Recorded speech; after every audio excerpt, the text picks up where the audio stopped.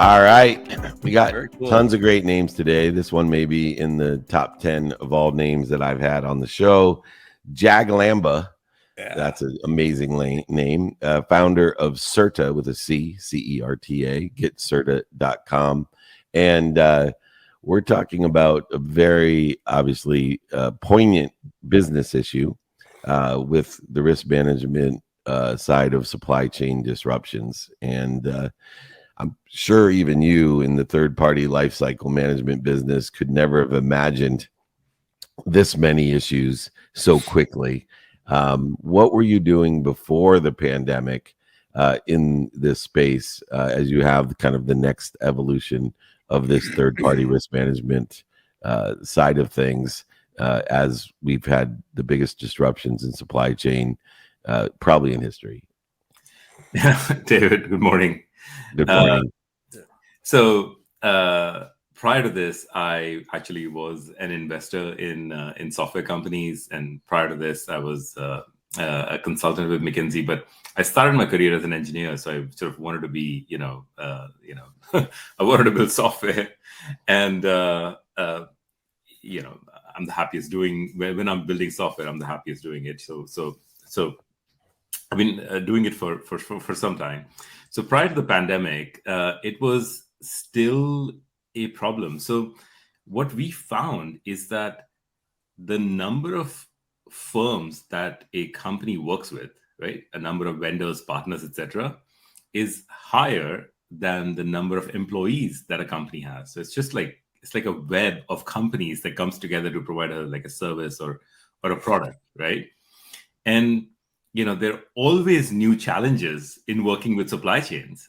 So I don't know if you remember the whole GDPR thing, which is, related to privacy, right? So there were a ton of privacy challenges prior to the pandemic. And then prior to that, it was, of course, information security. And then prior to that was just globalization and sort of some of the problems related to anti-corruption, anti-bribery, all the compliance. So, now, of course, the supply chain disruptions during the pandemic.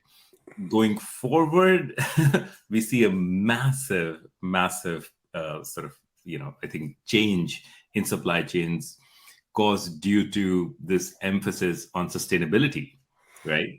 So ESG is becoming a massive sort of push for companies. So, this is a complicated area, David, and we're very happy to make an impact in this. Yeah. The idea of managing that whole life cycle is a fascinating one. And I'm very interested, struck by your comment that, in particularly mid-sized organizations will be actually managing more vendor relationships than they actually have employee relationships. I had never heard that before. Right. That's kind of like, wow, really?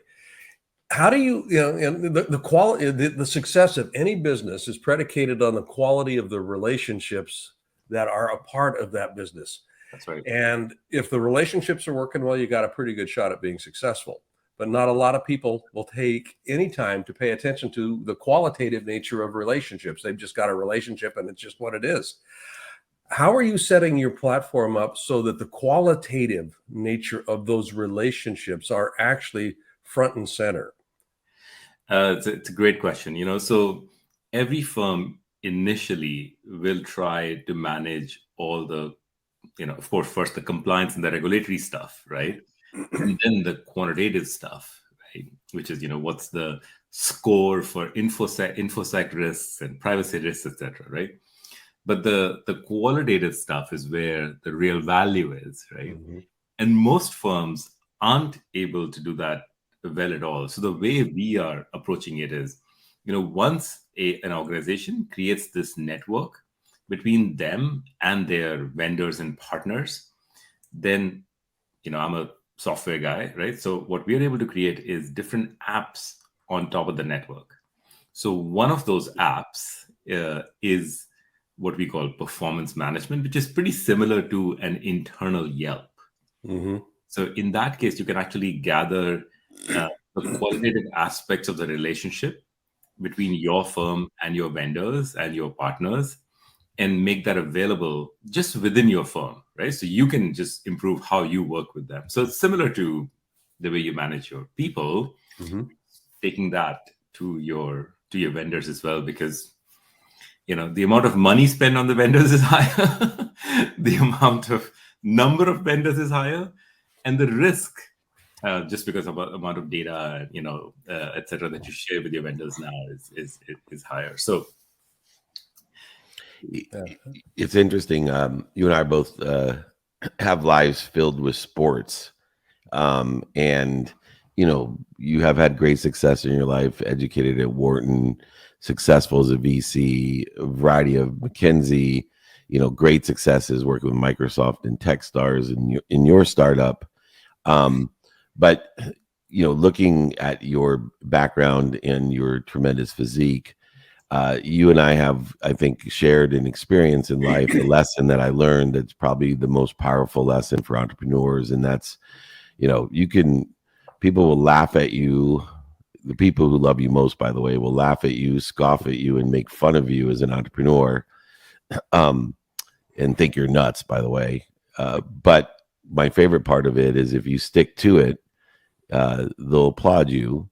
And then even worse, they'll tell you, oh, I always knew you could do it. I don't know where that memory lapse comes in my family or my friends, but that's been from athletics to entrepreneurship, my journey. And when I first came up with my mission in life to empower over 1 billion people to be happy, I will tell you, there was lots of, people, family, friends, associates going, oh my goodness, this man has lost his mind. He finally made back all his money and he's now going to change the world. He thinks he's Gandhi, Buddha, and Jesus all wrapped up in one. No, I just like people laughing at me, scoffing at me, and making fun of me because I know I'm on the right track. How have you been able to utilize the same type of experience from sports into entrepreneurship, business, etc., with people thinking you're nuts? Yeah. So, it's actually I think one of the main traits that entrepreneurs need to have. In fact, I think any investor needs to have, because you need that independence of thought, right, David? And you need the ability to believe in something that others are unable to see and unable to believe in at this time, right? So, David, my experience in this, the way I sort of built, if you will, that muscle was, when I was growing up, I actually grew up in India and I had a turban, So it was, and I was laughed at all the time and I was made fun of all the time. And it was, I was living in Bombay, right? I wasn't like, so it was just, that's just the way I was right at that time. And it was so easy after that for me, because now, then when I sort of went to investors and said, okay, I'm going to connect all these companies into a network, and it's going to become this global business to business network. And if people thought it was nuts, I was like, that's totally cool. I'm used to that. Yeah, right. Yeah. As a matter of fact, it's an endorsement. Exactly. That's what I got when I wanted to be a professional football player and weighed 147 pounds. It was it's worse than wearing a turban, trust me. And David, there's some VCs whose test of whether an idea is sort of ambitious enough or not is if sufficient number of friends think they're nuts. I think it's a really good test. I do too. I will say one thing about your new headdress. Grass does not grow on a busy street. So I do a lot of investing, and so if people have no hair, I give it extra look because I'm like, whoa, this guy's really using his noggin. I'm definitely. He might look like a nut. His head might be the shape of a nut, but grass doesn't grow on a busy street.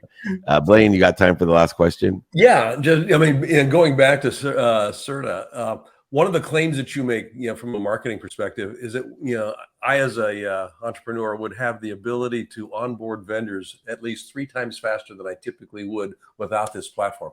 How do you make that possible? Yeah. So, one of the main reason why it takes so long to to work with another companies, there's so many different sign-offs and checks required, right? Before you can start working. So, of course, the InfoSec, privacy, compliance, legal, procurement, like all these different checks, right, that you have to get done.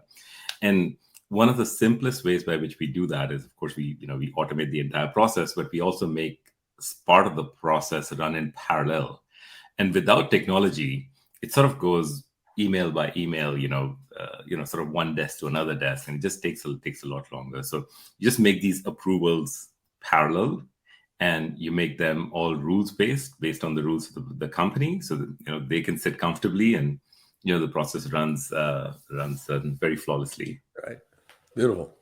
Amazing. The best name of the day, if not top 10 of all time. Jag Lamba, he is here. Don't laugh at him, scoff at him, or make fun of him. Let's all applaud him for being here on Office Hours, the founder of Certa, get certa.com. Thanks so much, Jag. Or please do make fun of me. Just drive. Yeah, that's right. Yeah, please do, because I'm on the right track if you're making fun my of me. favorite nut, the Jag. I'll talk to you later, my friend. Thank you. Thanks, Jag. What a brilliant guy. Oh, no kidding. Amazing. I love working with smart people.